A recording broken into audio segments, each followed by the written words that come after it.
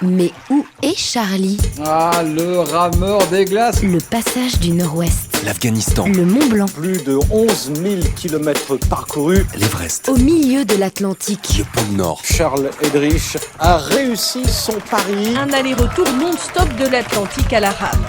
Où est Charlie? Aujourd'hui, je suis sur le mythique passage du Nord-Ouest, quête d'aventure pour les explorateurs depuis 1490. Ce passage éphémère pendant la fonte de la banquise en été relie les océans Atlantique et Pacifique par l'extrême nord de l'Alaska et du Canada.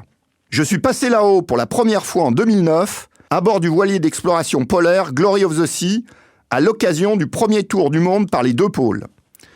Les paysages sont à couper le souffle, glaciers, banquises, passages resserrés au milieu des îles, des rencontres inoubliables, comme la fois où au large, en pleine banquise, j'ai vu quelque chose se détacher, se rapprocher. C'était une maman ours avec ses deux petits. Nous nous sommes croisés à quelques mètres. Pendant 400 ans, les marins se sont acharnés à trouver la solution pour franchir ce fameux passage au prix de naufrages et de tragédies.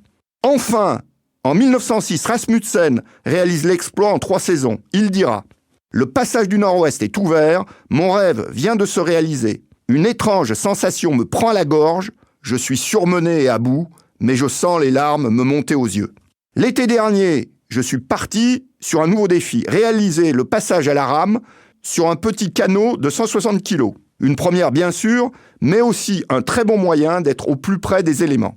Comme ce jour où j'étais en train de me faire un café à l'abri dans mon rameur, j'entends un souffle puissant, je sors, une baleine est le long du bord. Elle reste là quelques minutes, plonge, soulève l'embarcation, la repose avec délicatesse et va sonder un peu plus loin.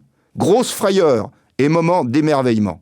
Le long du parcours, j'ai croisé quelques villages esquimaux. J'ai fait 6 escales pour me ravitailler en vivres et en eau. Les peuples du Nord sont très sympathiques, accueillants et intéressés par l'aventure. J'ai laissé pour l'hiver le rameur à Tutuyaktuk, un des villages inuits les plus près du pôle Nord.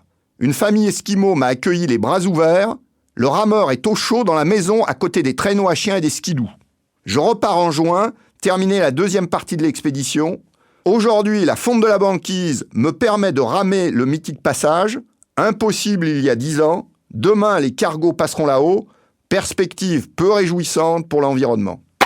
Mais où est Charlie? Première traversée du détroit de Bering. Le Mont Blanc. L'Everest. Le passage du Nord-Ouest. En autonomie complète. Où est Charlie? Réponse la semaine prochaine.